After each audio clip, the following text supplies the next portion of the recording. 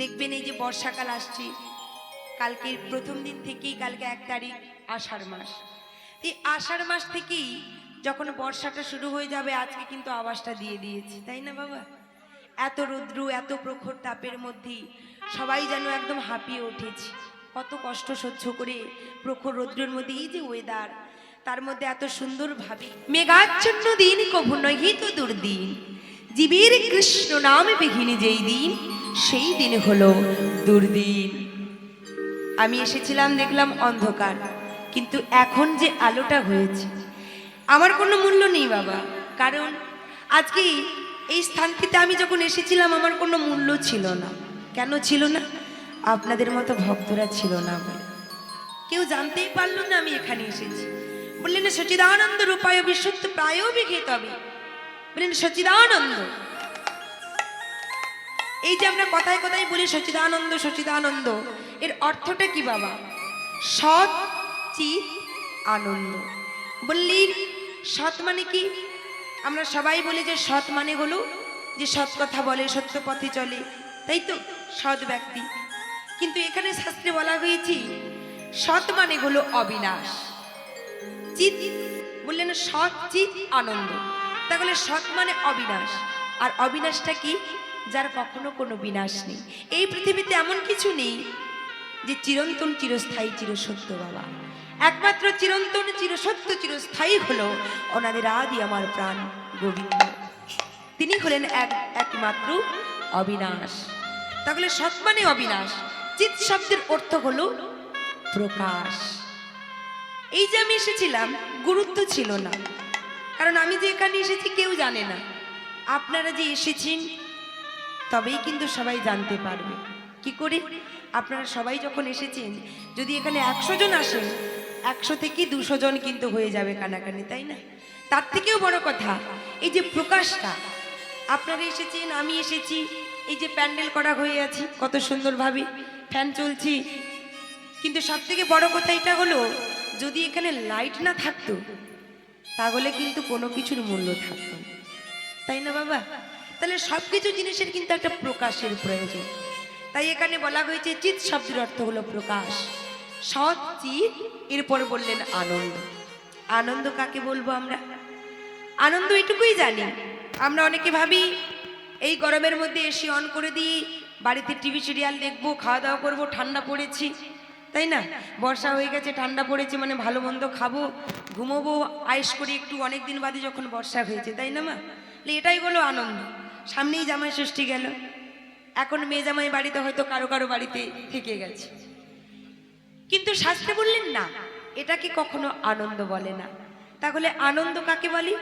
আনন্দ তাকেই বলে যেটা হলো যে আমার রাম নাম রূপী ধনকে আশ্রয় করেছে, রাধা গোবিন্দের চরণ আশ্রয় করেছে, তাকেই বলা হয় সেই জীবনে একমাত্র আনন্দ লাভ করেছে বাবা। শ্রী গুরু নিতাই গৌর প্রেমানন্দে হরি বল হরি বল। তাই বললে এই আনন্দ নিয়ে আজকে আমরা সকলে উপস্থিত হয়েছি। সংকীর্তন রূপী মহাযজ্ঞানুষ্ঠানই আজকে সমাপ্তি, তাই তো বাবা? তাহলে সমাপ্তি পর্যায়ে জানি না এসে পৌঁছেছি, এর আগে কি কি হয়েছে তাও আমি ঠিক বলতে পারবো না। তবে আপনাদের ভালোবাসায়, আপনাদের স্নেহে ভক্তের চরণ রজ প্রার্থী হয়ে এসেছি। সকলের চরণের কিঞ্চিত কিঞ্চিত ধূলিকণা আমার মস্তকে প্রদান করবেন। শাস্ত্রী বললেন ভক্ত পদ রজ আর ভক্ত পদ জল, ভক্ত ভুক্ত অবশেষ 3 মহাবল, ভক্তির চরণ ধুলি তাতে মোর স্নান কেলি, তর্পণ মোর বৈষ্ণবের নাম। বিচার করিয়া মনে ভক্তি রসে আস্বাদনে, মধ্যস্থ শ্রী ভগবত পুরাণ, ভগবত পুরা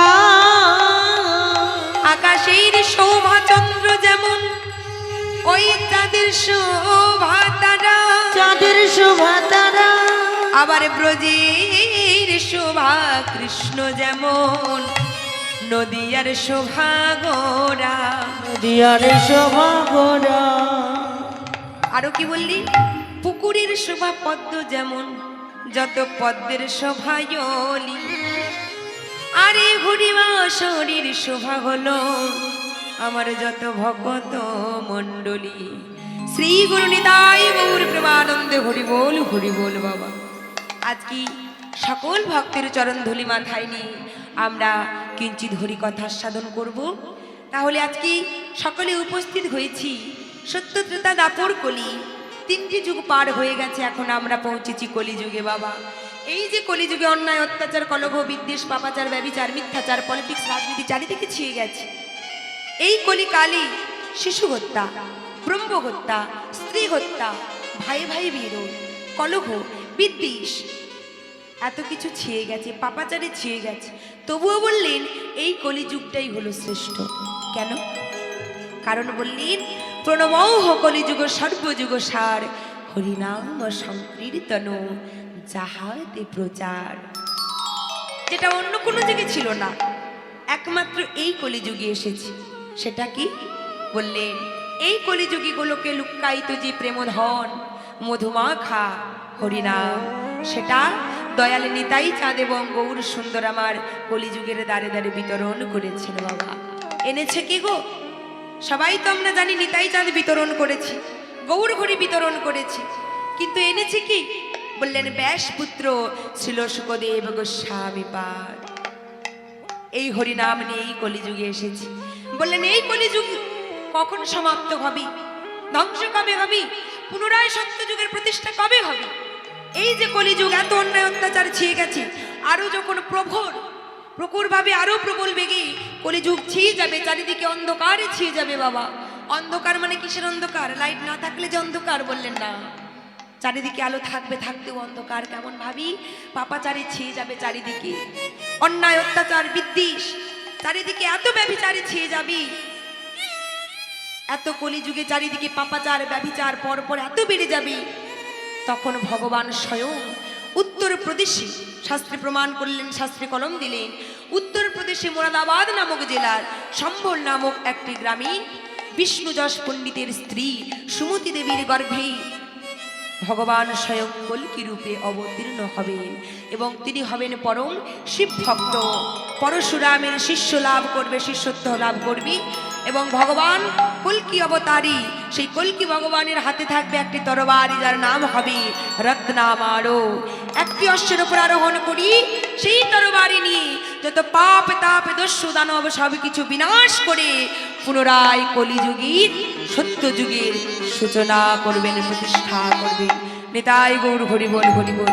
বলুন কল্কি ভগবান কি, চৈতন্য মহাপ্রভু কি, দয়াল নিতাই চাঁদ কি।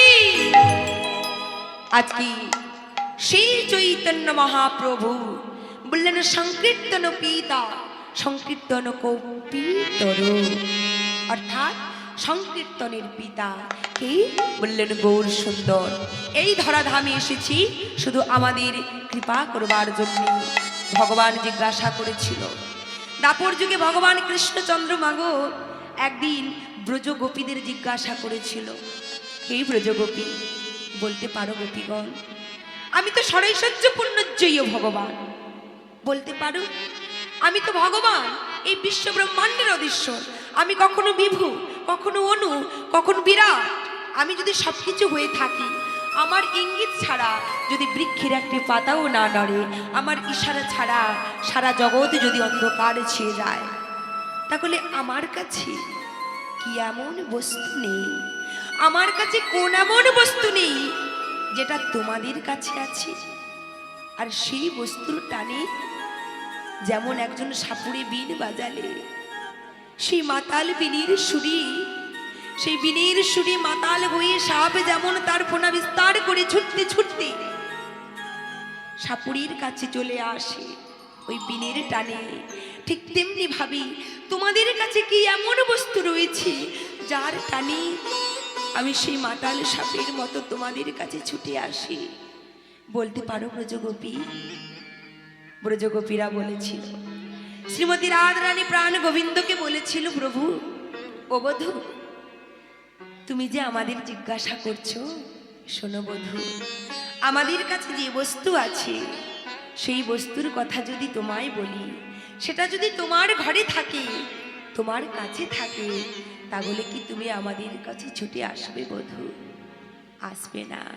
তাই বধূ, তুমি বলে স্বয়ং সরৈশ্বর্যপূর্ণজয়ী ভগবান, তুমি বিশ্ব ব্রহ্মাণ্ডের অধীশ্বর, তুমি হলে জগৎ পিতা। তাই বধূ তোমার কাছে রয়েছে কৃপা, তোমার কাছে রয়েছে কৃপা, তুমি হলে ভগবান, তোমার কাছে রয়েছে কৃপা। আর আমরা আমরা হলাম তোমার নিত্য দাস, আমাদের কাছে রয়েছে ভক্তি মহারানী। যেই ভক্তি দিয়ে, যেই প্রেমে ভক্তি দিয়ে তোমাকে আমরা আহ্বান করি, আর সেই প্রেম ভক্তির টানে তুমি সেই মাতাল সাপের মতো আমাদের কাছে ছুটে আসো। প্রাণ গোবিন্দ বলেছিল, শোনো রাধে, তোমাদের এই যে ভালোবাসার ঋণ, কইছেনে তুয়া প্রেমা, কইছেনে মধুরিমা, কইছেনে সুখীতে গোবর, এই তিনি বাঞ্ছিত ধনু ব্রজে না হইল পুরনো, ভাবিয়া না পাইল মো। ওগো রাধে, রাধে গো, তুমি তো আমায় ভালোবাসো। রাধে, ওই বাদিনীর ঘরে বসত করি তুমি ধোঁয়ার ছলে রন্ধনশালায় আমার জন্য বসে নয়নের জল ফেলে কাঁদো। তাই রাধে, বলতে পারো তুমি যে আমায় ভালোবাসো, কেমন করে তোমার এই প্রেমের ঋণ শোধ করব? প্রেমময় রাধারানী বলেছিল, বধূ তোমার কাছে একটি বস্তু চাইব, আর কিছু নয় বধূ, একটি বস্তু চাইব। কি জানো বধূ? বলো রাধে। শোনো বধূ, প্রত্যেকটি জন্মে জন্মে, প্রতিটি যুগে যুগে বধূ গো, তুমি আমায় ভালোবাসো আর নাই বা বাসো, আমি যেন তোমায় ভালোবাসতে পারি। ভগবান কৃষ্ণচন্দ্র বললেন, রাধে শোনো রাধে, তোমার এই প্রেমের ঋণ আগত কলৌ যুগে, যেদিন আমি নদিয়া নবদ্বীপ ধামী শচীগর্ভ সিন্ধু মাঝি অবতীর্ণ হব, সেদিন প্রতিটি কলিজীবের দ্বারে দ্বারে গিয়ে, ঘরে ঘরে গিয়ে তোমার এই নাম প্রেম আমি বিতরণ করব। তাই মহাজন এক পাশ বললেন, করি গৌর তিমির গড়া ষোলো জগজন। তিমির মানে, তিমির শব্দের অর্থ হলো অন্ধকার, আর এই গৌর অন্ধকারকে দূর করবার জন্যে, আমাদের মতো অচৈতন্য জীবের চেতনা শক্তিকে জাগ্রত করবার জন্যে চৈতন্য মহাপ্রভু অবতীর্ণ হলেন ধরাধামে, সেই নদিয়া নবদ্বীপ ধামে। তাই মহাজন বললেন, কলি গৌর তিমির গড়া ষোলো জগজনে ধর্ম করম রঘুদূর। আরো কি বললেন? অসাধনী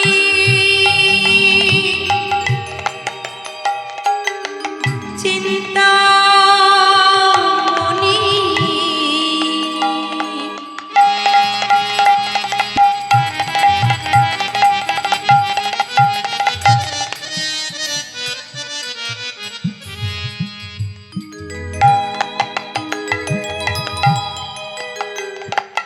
আমার বিধি মিলা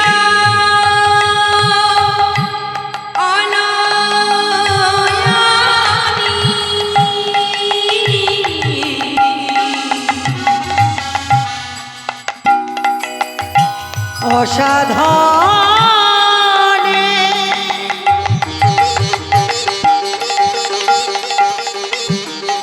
চিন্তা মনে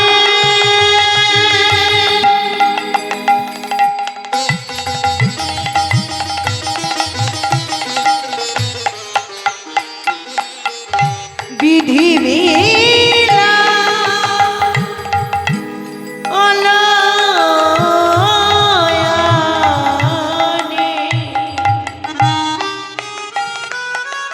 আমার গোড়া বড়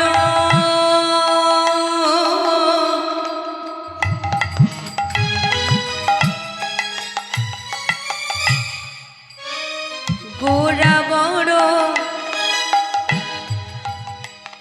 আমার গোড়া বড় দয়ার ঠাকুর, ও গো গোড়া বড় দয়ার ঠাকুর, আমার গোড়া বড়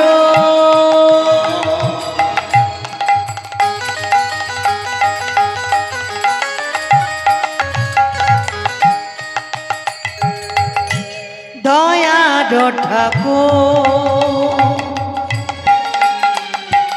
ও গোড়া বড়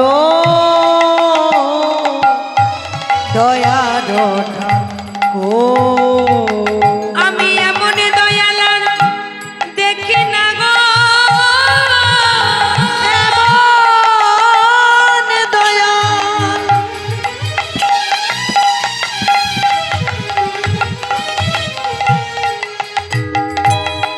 আমি দেখি না গো,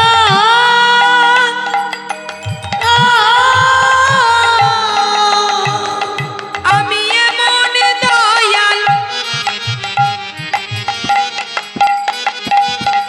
আমি এমন দয়াল দেখি না গো,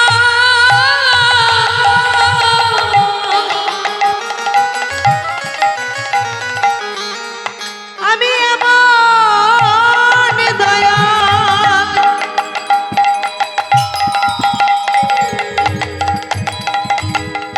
দেখি না গো,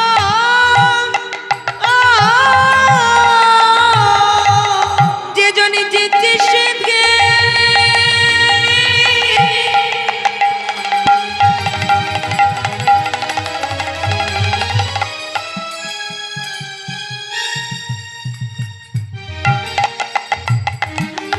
নামে প্রেমে বিলাই গো,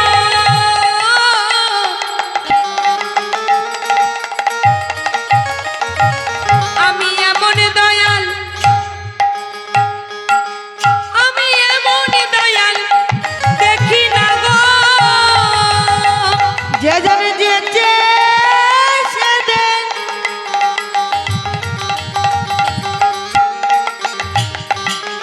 নামে প্রেমে বিলাই গো, আমি এমন দয়াল দেখি না গো, যে জনে জগাই মাধাই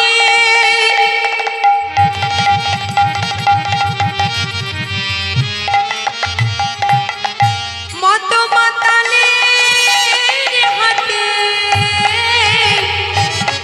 সে যে মার খেয়ে নাম প্রেমে বিলাই গো, বলি জগাই মাদায়ের মতো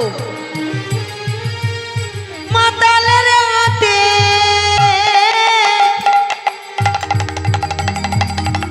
সে যে মারে খেয়ে না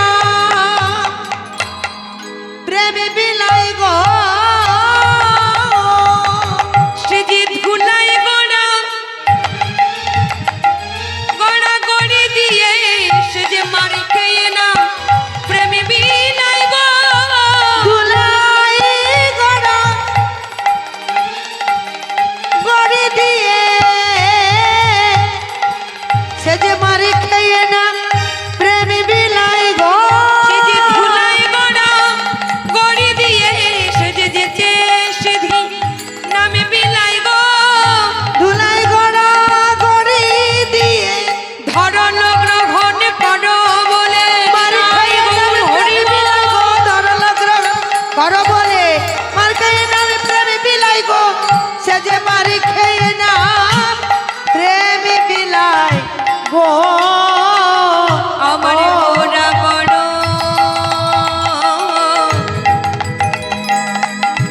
গোরা বড় গোরা বড় দয়ার ঠাকুর,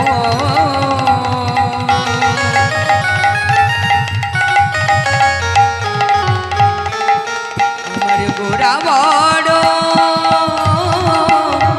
দয়ার ঠাকুর।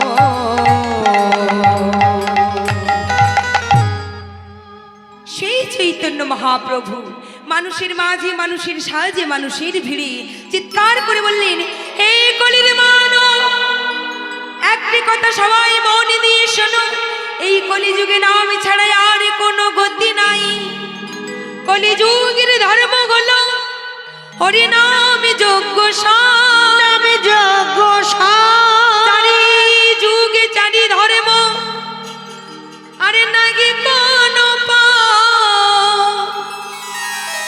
বললেন, শোনো হে কলির মানব, কৃষ্ণ নামে করো ভাই আর সবে মিছি, পলাইতে পথ নাই, সবার জম আছে পিছে। তাই চলুন আজকে আমরা ছোট্ট করে গৌরচন্দ্রিকার সাধন করলাম। এই গৌরচন্দ্রিকা মাগো নদিয়া নবদ্বীপ ধামে নিতাই চাঁদ এবং গৌর সুন্দরকে আহ্বান না করে কোনো কীর্তনে বাবা কখনো কীর্তন পরিবেশন করতে পারে না। কারণ আমরা হলাম কলির মানব, আর কলির মানব হয়ে কলিযুগের মানুষ হয়ে আমাদের কলির যে ভগবান, কারা কারা জানেন মায়েরা বাবার একটু হাত তুলে বলুন তো কলির ভগবান কি? মায়েরা বলুন। সিরিয়াল ঠিক বলছে, পেটাবে ধরে, তোমরাই পেটাবে, বলছে কলির ভগবান সিরিয়াল। যদিও মাগো কথাটা মিথ্যা নয়, কারণ এখন স্টার জলসা সিরিয়ালে, স্টার জলসা চ্যানেলে দেখবেন ওই কৃষ্ণ সিরিয়াল একটা হয়তো, এখন কি হয় না আগে হতো আমি জানি না, এখন হয় কিনা। তো আগে অনেক সময় অনেকে দেখতো তো চোখে পড়ে যেত, যদিও আমি কখনো সিরিয়াল দেখি না, কারণ সিরিয়াল দেখার ভালো গুণগুলো ফেলে দিয়ে খারাপগুলো এখন বাড়িতে বাড়িতে নিচ্ছে, তাই না? শিক্ষণীয় বিষয় অনেক থাকে বাবা, কিন্তু শিক্ষণীয় বিষয়গুলো কেউ না নিয়ে ওই কুফলটাই কিন্তু নিচ্ছে, সুফলটা ফেলে দিচ্ছে। কেমনভাবে কূটনীতিটা আরো বাড়াবি, বউ শাশুড়ির মধ্যে কেমনভাবে ঝগড়া হবে, একটা নায়কের 3-4টা বিয়ে হবে, তাই না মা? এটা হয়তো, তাহলে সিরিয়াল দেখার দরকার নেই। কারণ যদি দেখবে মনে করেন, তাহলে সার বস্তুটা নেবেন, অসার বস্তুটা ফেলে দেবেন। দেখতে না বলছি না, সব শিক্ষার জগতেই ভালো, সব কিছু ভালো, তবে সার বস্তুটা নিয়ে অসার বস্তুটা ফেলে দিতে হয়, তাই না? ওই কৃষ্ণ সিরিয়ালটা যে হতো দেখবেন, একটু মন দিয়ে যদি বিচার করা লাগে, এখন অ্যান্ড্রয়েড মোবাইলে চারিদিকে ছেয়ে গেছে ওই কৃষ্ণ সিরিয়ালে রাধা কৃষ্ণকে নিয়ে চারিদিকে বিভিন্ন রকম স্ট্যাটাস দিচ্ছে, স্টোরি দিচ্ছে, ভিডিও বানাচ্ছে, আবার হিন্দি গানের সঙ্গে জুড়ে দিচ্ছে। বিচার করা লাগবে আমাদের ভগবান কৃষ্ণচন্দ্রকে নিয়ে, কিন্তু এখন রোমিও বানিয়ে দিয়েছে। ভগবানের জায়গায় আর নেই বাবা, ভগবান কি রোমিও বানিয়ে দিয়েছে, কিন্তু শাস্ত্রে কিন্তু এটা কখনো উল্লেখ করা ছিল না। ভগবান কেমন, ভগবান দেখতে কেমন আমরা কেউ জানি বাবা? কেউ বলে কখনো ভগবান নিরাকার, কেউ বলে আকার, কখনো বলেন বিভু, কেউ বলে আবার ভগবান ছোট, কেউ বলে বড়, কেউ বলে লাল বর্ণের, কেউ বলে ভগবান নীল বর্ণের, কেউ বলে সাদা। তাহলে যে যেমন ভাবি চিন্তা ভাবনা করে, কিন্তু আসলে ভগবান যে কেমন, দেখতে কেমন, সে চক্ষু আমাদের এখনো হয় নাই দেখবার মতো, সে নয়ন আমাদের নাই, সেই জ্ঞানের নয়ন আজও পর্যন্ত আমাদের উদিত হয়নি বাবা। তাকে দেখতে গেলে কখনো নয়নে মেলে দেখা যায় না, নয়ন মুদ্রিত করে তার কৃপা পেতে হয়। আর তার কৃপা পেতে গেলে আমাদের সবার মধ্যে যে দুটো করে নয়ন আছে, তার মধ্যে আরো একটি নয়ন আছে, যেটা জ্ঞান চৈতন্য। আর ওই জ্ঞানের নয়নটি, জ্ঞান চৈতন্য যেদিন উদয় হবে সেদিনই ভগবানের কৃপা পাবো, কিন্তু ওই জ্ঞান চৈতন্যের নয়নটুকু আমাদের উদিত হবে না, কারণ আমরা সব অচৈতন্য জীব। মোহ ঘুমের বালিশ মাথায় দিই সবাই ঘুমিয়ে আছি, 4তলা 5তলা বিল্ডিং বানিয়েছি, মজাক করা পুটি করা বাড়ি করেছি, 5টা ব্যাংক ব্যালেন্স রয়েছে, তাই না? একবারে সুইজারল্যান্ডে গিয়ে টাকা জমিয়ে এসেছি, 10টা লরি আছি, বড় বড় বিজনেস করি, অনেক ব্যবসায়ী, চাকরি বাকরি করি, অনেক টাকা পয়সা। বাড়িতে দুটো বিলেতি অ্যালসেশিয়ান কুকুর পুষেছি, অ্যালসেশিয়ান পুষেছি, 2টো বিলেতি কুকুর। দেখবেন যে গরুটি, বাড়িতে একটি গরু আছে, তার বাছুরিটা দুগ্ধ খেতে পাচ্ছে না, কিন্তু ওই 2টো বিলেতি কুকুরকে খাওয়াচ্ছি। এত বড় প্রাসাদ বানিয়েছি, তাই না? বিরাট প্রাসাদ বানিয়ে, বিরাট মকমলের বাড়ি বানিয়ে কুকুর পুষেছি, দুপাশে 2টো রেখে দিয়েছি। কেউ যদি বাড়িতে আসি, কুকুর দিয়ে আপ্যায়ন করা হয়, ওই যে আওয়াজটা হয় না মা?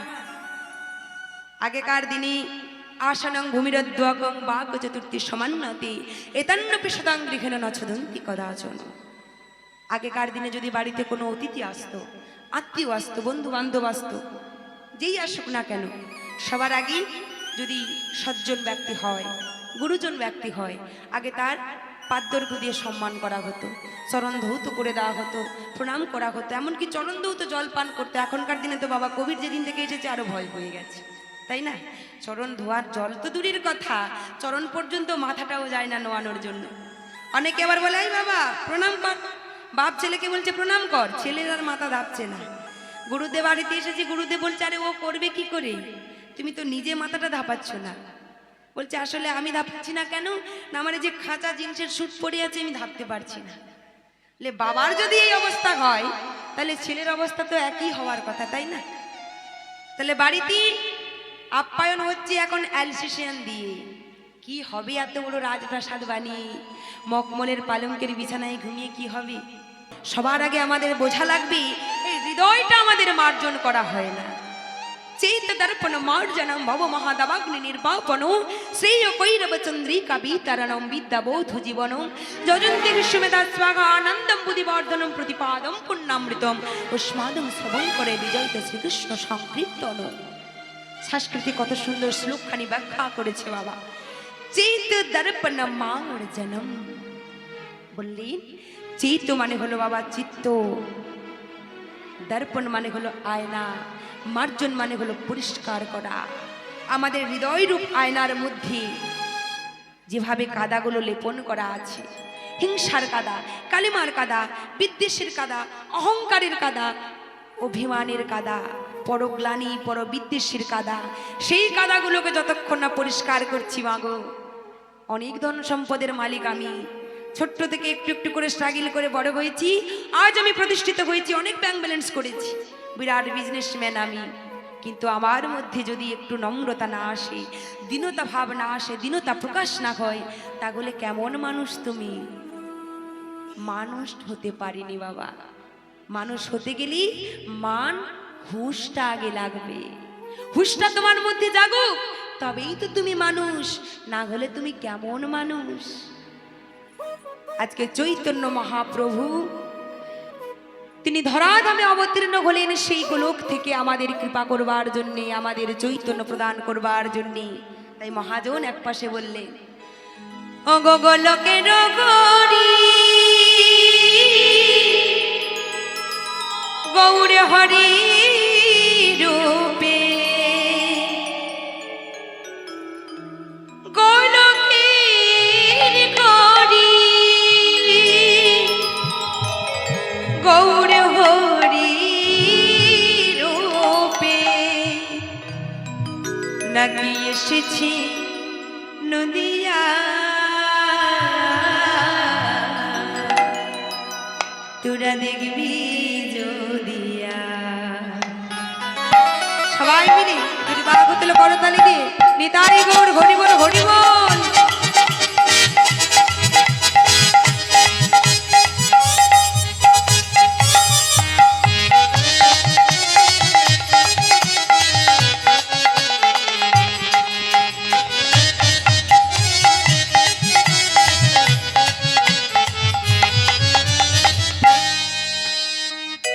গোলকের গৌরী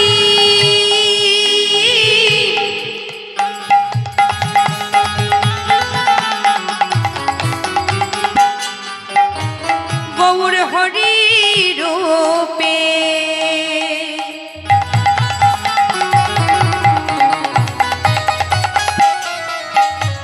নাকি এসেছি নদিয়া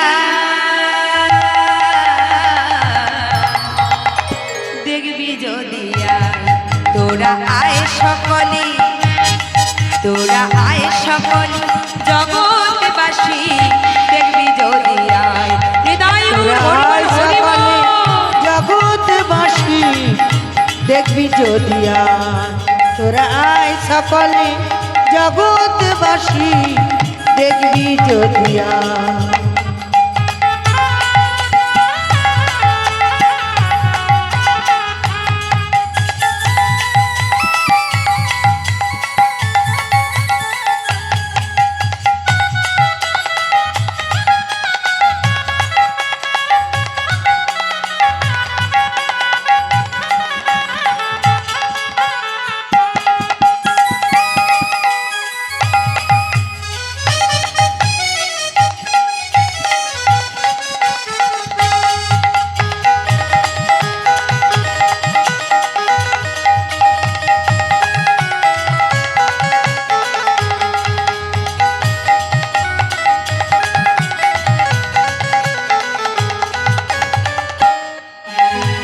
উত্তর রাধা নামে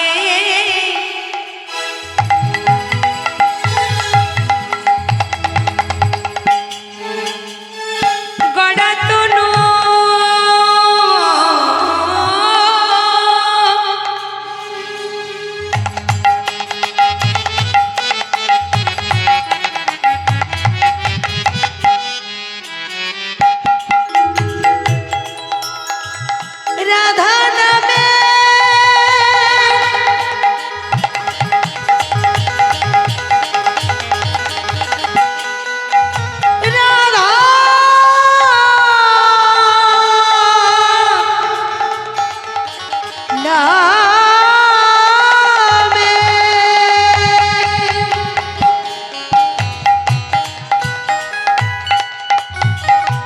রাধা নামে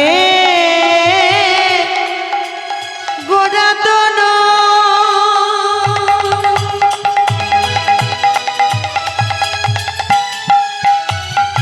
অন্তরে যা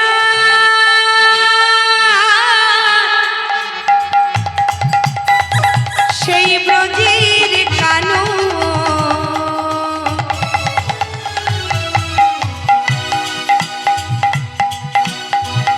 রাধা নামে গোরাতন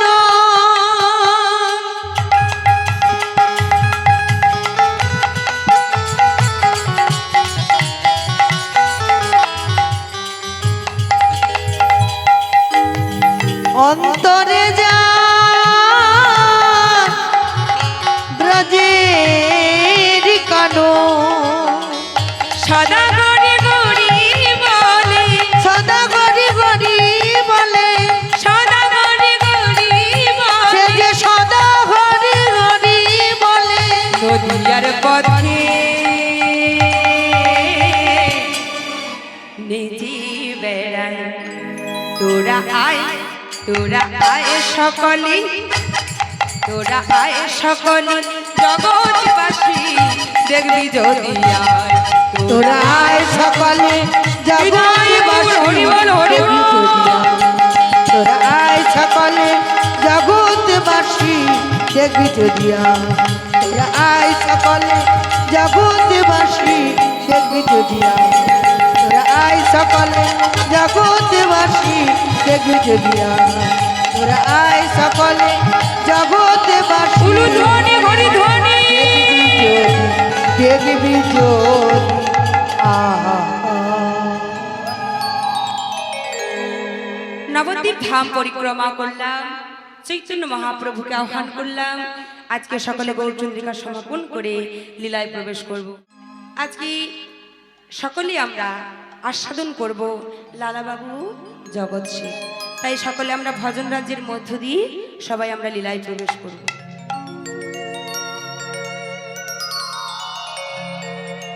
হে আঁকিব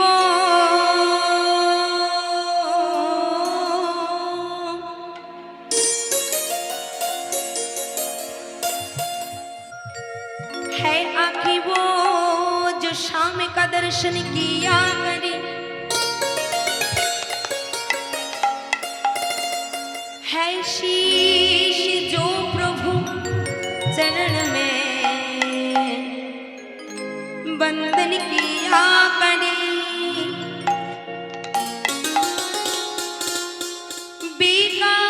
बेकार है ये मुख जो रही व्यर्थ बात में, मुख है वो जो हरि नाम का सुमिरन किया करे। বললেন হ্যাঁ ও আঁখ वो जो शाम का दर्शन किया करे। বললেন ভগবান আমাদের নয়ন দিয়েছি, সারা পৃথিবী দর্শন করছি, লাইট দর্শন করছি, প্যান্ডেল দর্শন করছি, একে অপরকে ভক্তকে দর্শন করছি, কিন্তু নয়ন আমাদের ততক্ষণ পর্যন্ত সার্থক হবে না যতক্ষণ পর্যন্ত আমরা রাধা গোবিন্দকে দর্শন না করছি। বললেন হ্যাঁ শীষ, আমাদের কণ্ঠ থেকে একটি শীষ নির্গত হয় বাবা। দেখবেন যে যে ধরনের কাজকর্ম করেন, কাজ করতে করতে কর্ম করতে করতে বাসে থাকুন, ট্রামে থাকুন, ব্যবসা করুন, চাকরি বাকরি করুন, বাড়িতে থাকুন, রান্না করুন, বাসন মাজুন, মাঠে কাজ করুন, যে যাই করুন না কেন দেখবেন কণ্ঠ থেকে একটি শীষ নির্গত হয় গুনগুন গুনগুন সারে, তাই না? তাহলে যে যেমন ভাবি যেমন ভাবে গান গাইতে পারে। এখানে ভজন সাধিকা মীরাবাই বলছি, হে গিরিধর, আমার কণ্ঠ থেকে যে সৃষ্টি নির্গত হবে অর্থাৎ সুর নির্গত হবে সেটি অন্য কোনো উদ্দেশ্যে নয়, সেটি কেবল যেন তোমার চরণের উদ্দেশ্যে নির্গত হয়। আর বললেন আমাদের হাত দিয়েছি খুন খারামি করবার জন্যে নয়, হাত দিয়েছে কাউকে থাপ্পড় মারবার জন্যে নয়, বদনে দিয়েছে কাউকে গালাগালি করবার জন্যে নয়, কুকথা বলবার জন্যে নয়, এ হাতে করতালি দিয়ে বদনে একটু নাম করবার জন্য। আরো কি বলছে মীরাবাই, হিরে মতি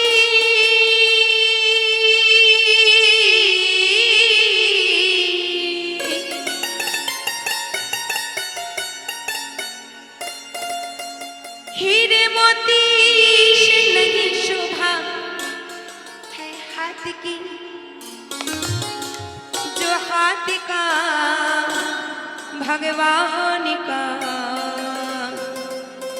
पूजन किया करे। मर कर भी अमर नाम से जीविका जग में,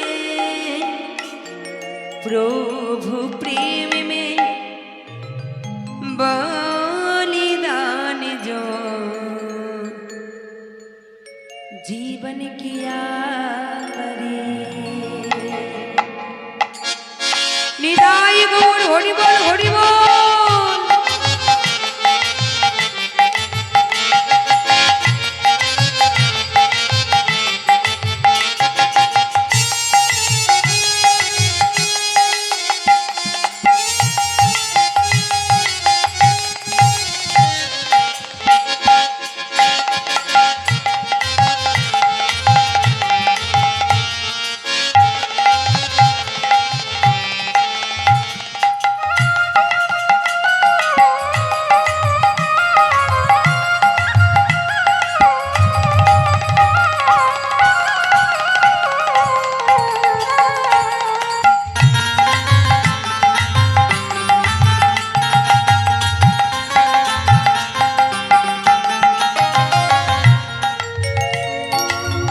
ऐसी लागी लगन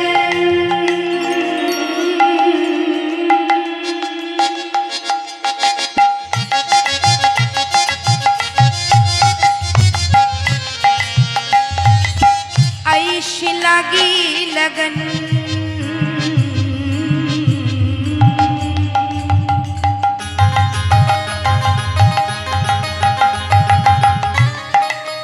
ऐसी लागी लगन, लागी लागी रे लगन, लागी लागी रे लगन।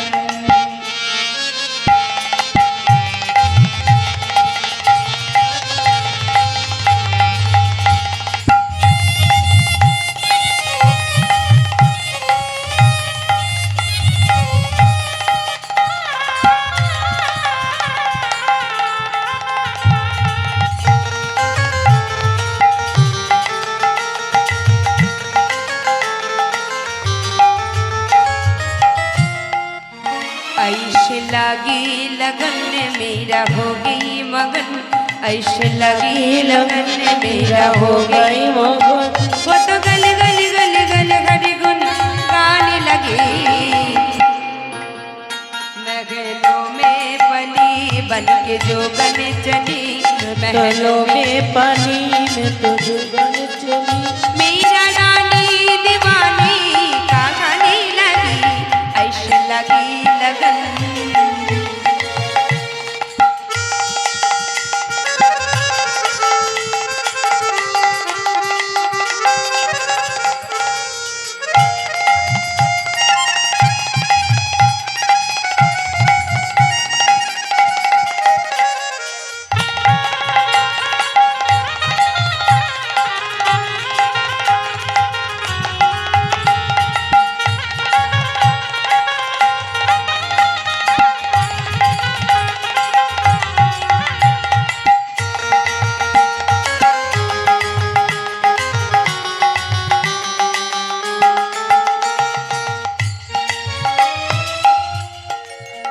कोई रोके नहीं,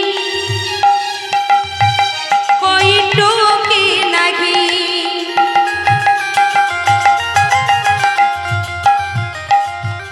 कोई रोके नहीं, कोई टोके नहीं। मेरा गोविंद गोपाल गाने लगी, वो तो गली गली गली गली घड़ी गुन गाने लगी। ऐसे लागी लगन मेरा हो गई मगन, ऐसे लागी लगन मेरा हो गई मगन। वो तो गली गली गली गली घड़ी गुन गाने लगी, महलों में पली बन के जो गन चली, महलों में पली बन के जो गन चली। मेरा रानी दीवानी का गाने लगी, ऐसे लगी लगन।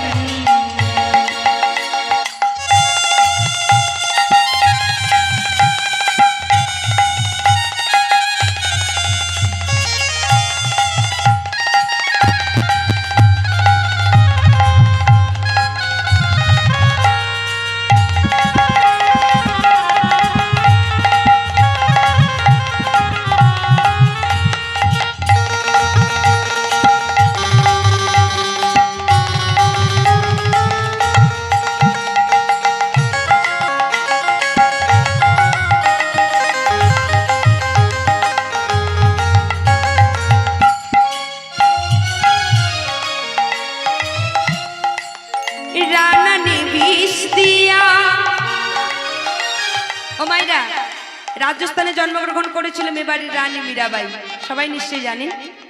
মীরাবাইকে বিষ দিয়েছিল কি রানা ভোজ। কার হাতে পাঠিয়েছিল? রানা ভোজের হাতে পাঠিয়েছিল, ষড়যন্ত্র করে রাজপ্রাসাদে সবাই মিলে। আর সেই বিষ পান করে যখন মারা গেল না সবাই, ডাইনি অপবাদ দিয়ে তাকে ঘর থেকে পথে বাহির করে দিলেন। আর মীরাবাই কি বলছি, হে গিরিধর, ঘর থেকে বাহির হয়েছে এতে আমার কোনো দুঃখ নেই, কেন আজ আমি মুক্ত। এতদিন ঘরের মধ্যে থেকে আমি হরি ভজন করতে পারিনি, আজ যখন মুক্ত হয়েছি তোমায় নিয়ে চলে যাব আমি বৃন্দাবনে। তাই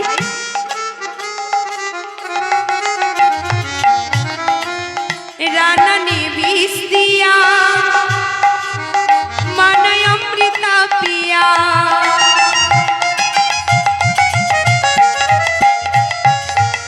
রানা নে বিষ দিয়া, মানায় অমৃতা পিয়া।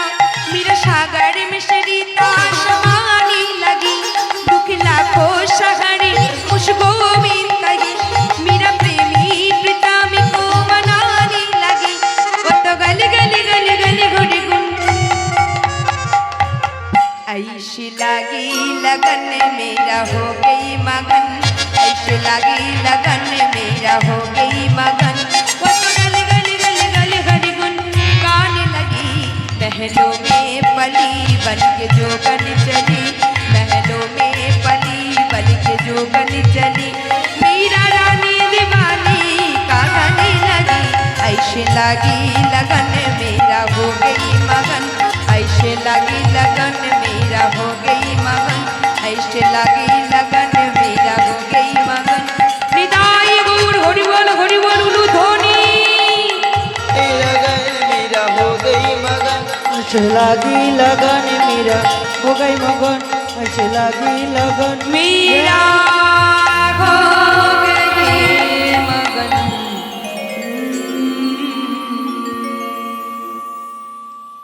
ভজন রাজ্যের মধ্য দিয়ে আজকে আমরা সকলে আরেকবার গুরুচরণ আশ্রয় করি।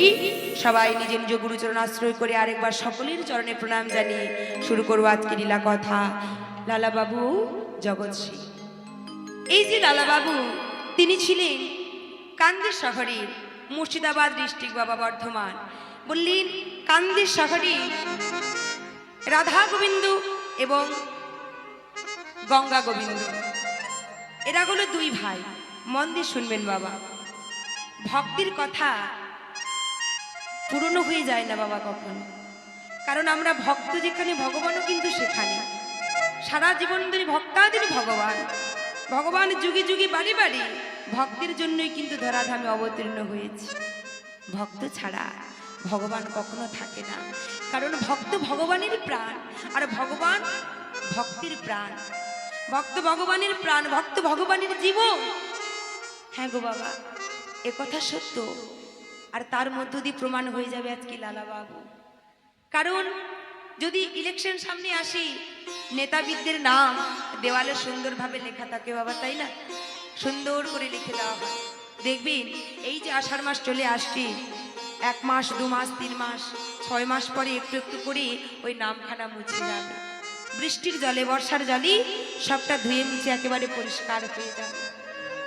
কিন্তু দেখবেন কার নাম থাকবে? দেওয়ালি যে নাম লিখেছে সে নামটা থাকবে না, যেখানে পোস্টার মেরেছে, প্লাকার্ড দিয়েছে সেটাও থাকবে না।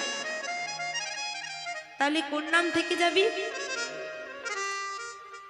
সুন্দর করে একটি গানের ভাষায় বললেন,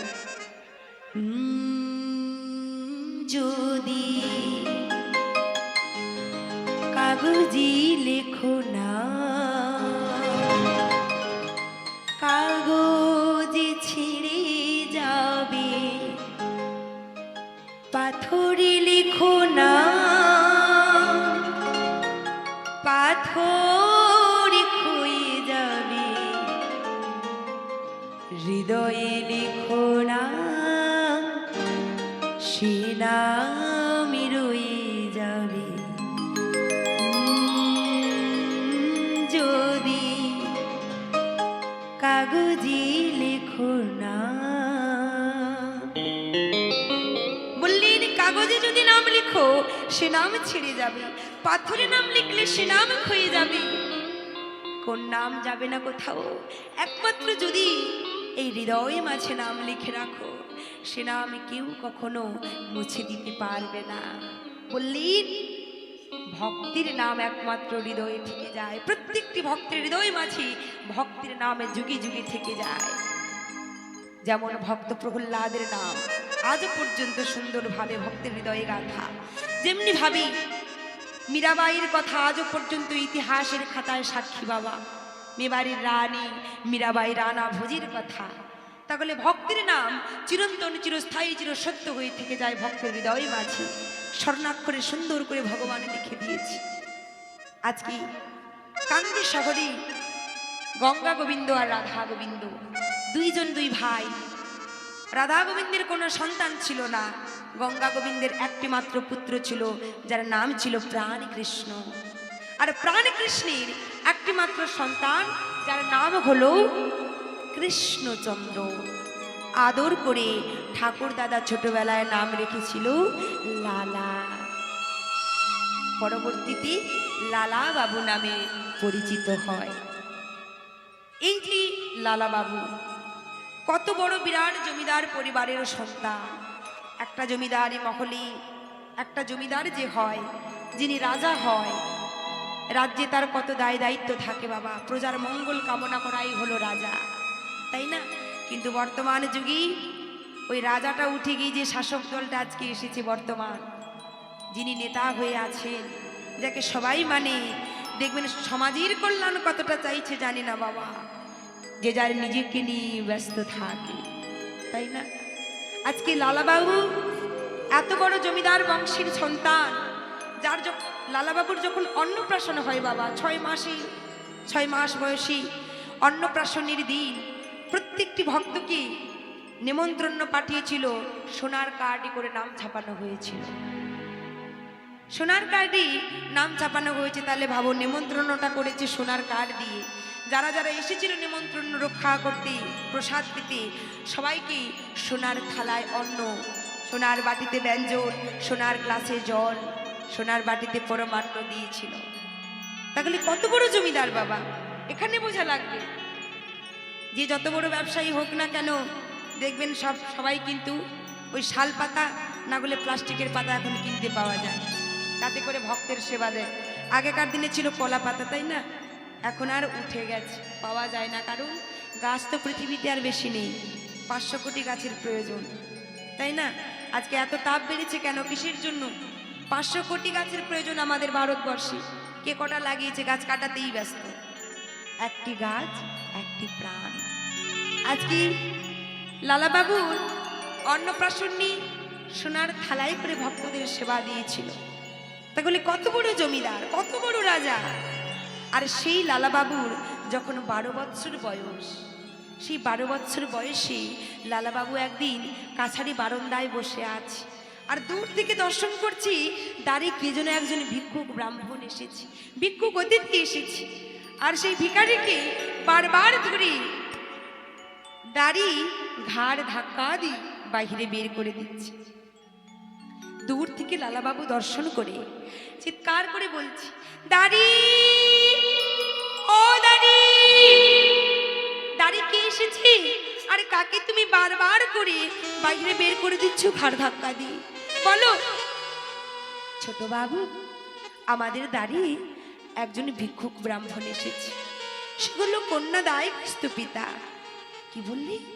একজন কন্যা দায়গ্রস্ত পিতা, মানে তার কন্যার বিবাহের জন্য সাহায্যের জন্য এসেছি, আর তুমি তাকে বারবার ঘাড় ধরে বাইরে বের করে দিচ্ছ। ছি, এটা তুমি কি করছো? শোনো, আমি তোমাকে আদেশ করছি, চলে যাও আমার বাবার কাছে।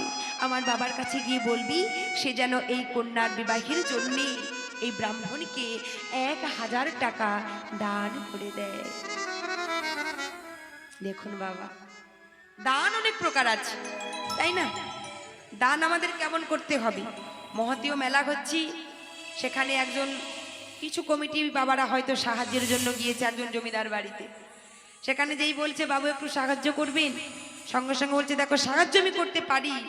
বলছে তাহলে বাবু আপনি একজন কীর্তনিয়াকে নিয়ে যাব, সেই কীর্তনিয়াকে আপনি ডোনারটা করে দিন, তার যতটা ব্যয়ভার লাগবে আপনি বহন করুন, যত টাকা লাগবে।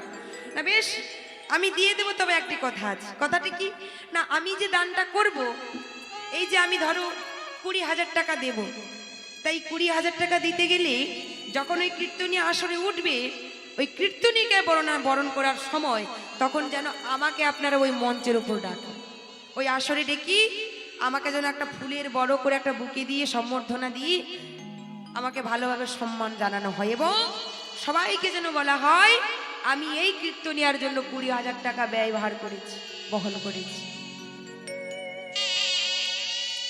ধন পবিত্র সেবা কীর্তন পবিত্র কি দান, মন পবিত্র হরিস্মরণ স্ব ত্রিবিধ লৌভ কল্যাণ। বললেন তন পবিত্র সেবা কি, মন পবিত্র কি দান।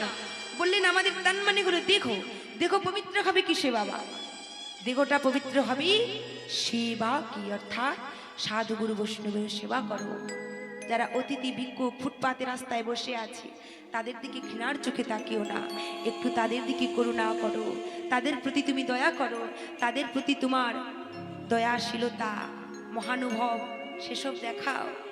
তোমার গায়ে চাদর আছে তার গায়ে নেই, তোমার অঙ্গ থেকে তার গায়ে ঢেকে দাও, তবেই তো তোমার দেহ শুদ্ধিকরণ হয়ে যাবে। সাধুগুরু বৈষ্ণবের চরণ ধুলি গড়াগড়ি দাও, তবেই তো তোমার দেহ শুদ্ধিকরণ হয়ে যাবে। বললেন ধন পবিত্র সেবা কি, হঠাৎ করে গরিব ছিলেন, হঠাৎ করে বড়লোক হয়ে গেছে বাবা। দেখবেন মানুষের জীবনে কখন খারাপ সময় আসবে তার দুটো সংকেত আছে, দুটো সংকেত মিলিয়ে নেবেন। দেখবেন যদি হঠাৎ করে কেউ কখনো স্বপ্ন দেখে বড়লোক হয়ে যাওয়া, আর অলস ভরে যে কেউ যদি সব ঘুমিয়ে থাকে, অলস প্রকৃতির দেখা যায় মানুষকে, যে মানুষ আলসেমি করে, দেখবেন এই দুটি সময় যখন তার আসি অনিবার্য তার খারাপ সময় চলে আসছে। তাই বললেন ধন পবিত্র সেবা কি, তুমি হঠাৎ গরিব ছিলে, হঠাৎ করে বড়লোক হয়েছো, কালো টাকা চলে এসেছে বাড়িতে, ওই টাকাকে তুমি শুদ্ধিকরণ করো, সাধুগুরু বৈষ্ণবের সেবা দাও, গরিব দুঃখীর সেবা দাও, তাদেরকে কিছু দান করো, ভগবানের সেবা দাও, ভক্তের সেবা দাও, তবেই তো তোমার ওই ধন সম্পদ শুদ্ধিকরণ হয়ে যাবে। বললেন মন পবিত্র সেবা কি, আমাদের দেহের মধ্যে যে মন বলে একটি বস্তু রয়েছে, এই মনটি বাবা বড় কলুষিত হয়, যখন তখন এই মনে যে কখন কি ভেবে বসে কেউ বুঝতে পারি না, ভালো দিকটা ছেড়ে খারাপ দিকটাই আমাদের সর্বদাই আগে আসে। তাই বললেন এই মনটা পবিত্র করতে গেলে হরি শরণস্ব, অর্থাৎ বেশি বেশি করে হরির চিন্তা করো, রাধা গোবিন্দের চিন্তা করো, তবেই তো এই মনটি পবিত্র হয়ে যাবে। ত্রিবিধ লোভ কল্যাণ, ত্রিতাপ জ্বালায় ভুগছি সবাই, আদি দৈবিক আদি ভৌতিক আদি আধ্যাত্মিক, তিনটি তাপ সংসারে অহর্নিশে আমরা জ্বলছি, আদি দৈবিক আদি আধ্যাত্মিক আদি ভৌতিক, তাই না? আদি দৈবিক দৈব যোগে যদি খরা হয়ে যায়, বন্যা হয়ে যায়, প্রাকৃতিক বিপর্যয় হয়, সেখানে আমাদের কারো কিছু করা থাকে না, মানুষে মানুষ দাঙ্গা করতে পারি, কিন্তু প্রাকৃতিকের সঙ্গে প্রকৃতির সঙ্গে আমরা কিছুই করতে পারি না। তাই বললেন ত্রিতাপ জ্বালা থেকে মুক্তি পাওয়ার একটি মাত্র উপায়, তুমি সাধুগুরু বৈষ্ণবের চরণ ধুলায় গড়াগড়ি দাও, ভগবানের সেবা করো, ভগবানকে ডাকো, রাধারানীর চরণে তুমি একমাত্র চরণ ধুলা গড়াগড়ি দাও, রাধারানীর কৃপা হলে তবেই তো শ্যাম সুন্দরীর কৃপা হবে বাবা। আজকে লালা বাবু যেই না বলেছে যাও আমার বাবার কাছে তুমি 1,000 টাকা দান করে দাও, সঙ্গে সঙ্গে লালা বাবুর কথা শুনি দাড়ি চলে গেল, গিয়ে সেখানে বলছি বড় বাবু, ছোট বাবু বলেছি আপনি যেন একজন দাড়ি ভিক্ষুক ব্রাহ্মণ এসেছে, কন্যা দায়গ্রস্ত পিতা, তাকেই তার কন্যার বিবাহের জন্য 1,000 টাকা যেন আপনি দান করে দেন। যেই এমন কথা বলেছে সঙ্গে সঙ্গে প্রধান্বিত হয়ে গেছে। কি বললি? মাত্র 12 বছর বয়স যা, যে কিনা অর্থ উপার্জন করতে পারে না, রোজগার করবার মুরদ নেই, অথচ সে কিংবা দান করবার বাসনা রাখি, হ্যাঁ সে কিনা দান করবার বাসনা রাখি। শোনো, এই যে দান করার আদেশটুকু দিয়েছি, এই 1,000 টাকা নিয়ে তুমি ওই ভিখারিকে দান করে দাও। আর শোনো, ছোট বাবুকে গিয়ে বলে দেবে যতক্ষণ পর্যন্ত উপার্জন করতে না পারছি দান করবার বাসনাও যেন না জাগে। এটাই হলো মাগো একজন ধনী লোকের মনের ভাষা।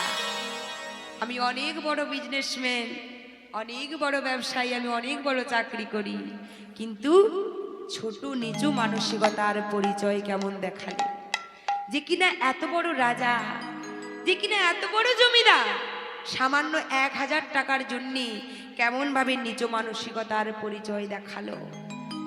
ধীরে ধীরে করে যেই না চলে গেছে ছোট বাবুর কাছে দাঁড়িয়ে গিয়ে বলছে, ছোট বাবু, বড় বাবু বলেছি যতদিন পর্যন্ত উপার্জন করবার ক্ষমতা না হচ্ছে যেন দান করবার বাসনাও না জাগে। এই কথা শোনা মাত্র সঙ্গে সঙ্গে লালা বাবু ঘৃণায় লজ্জায় বললেন, কি বললি?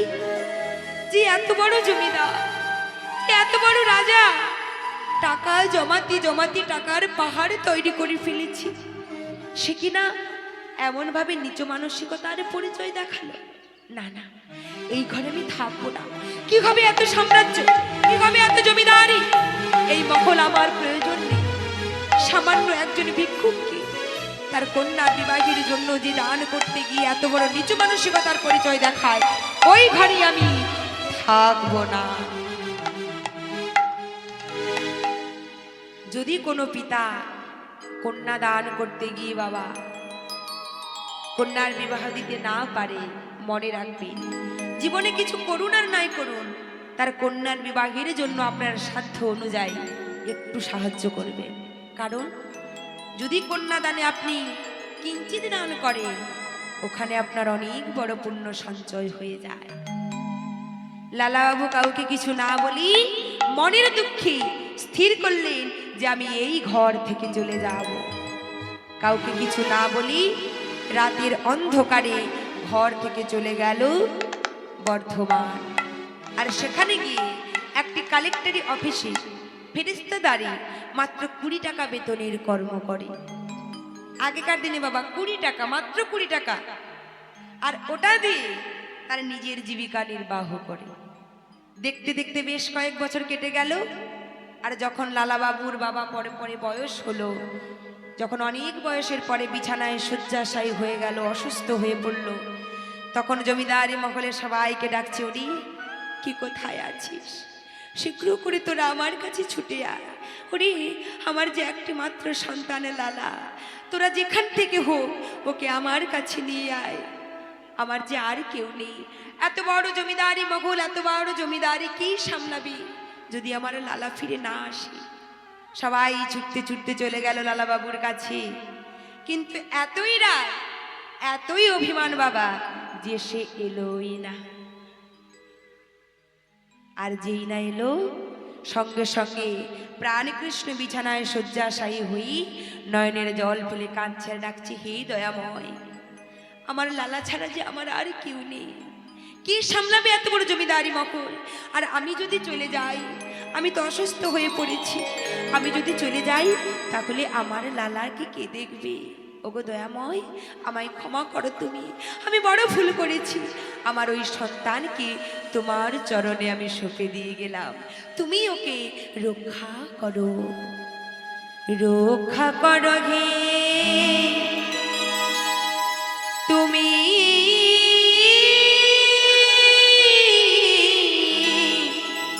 হে ভগবান, এই জগতে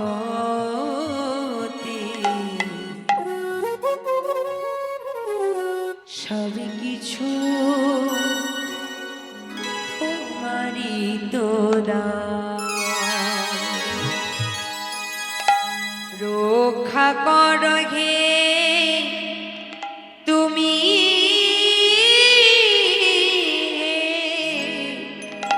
ভগবান, এই জগতে সব কিছু তোমারই তো দান, এ জগতে সব কিছু তোমারই তো দান, রক্ষা করো এ তুমি।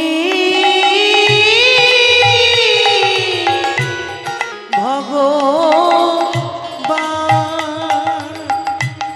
এ জগতে সব কিছু তোমারই তো দান, এ এ জগৎ সব কিছু তোমারই তো দান।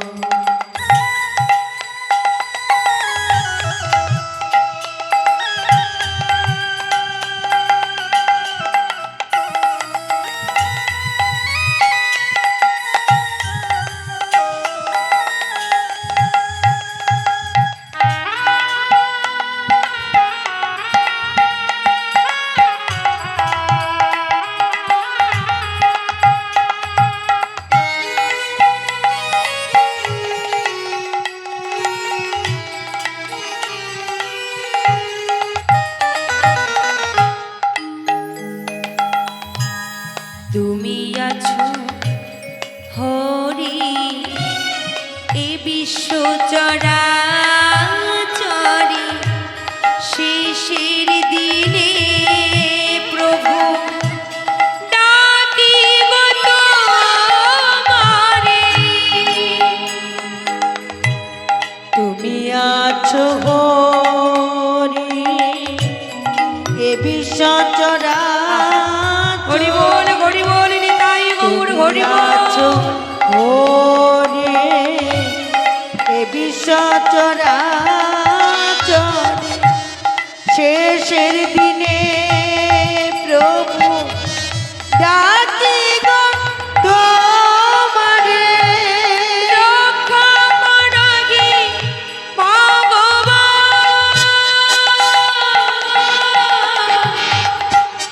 রক্ষা করগি ভগবান, রক্ষা করগি ভগবান। তুমি রক্ষা করো হে ভগবান,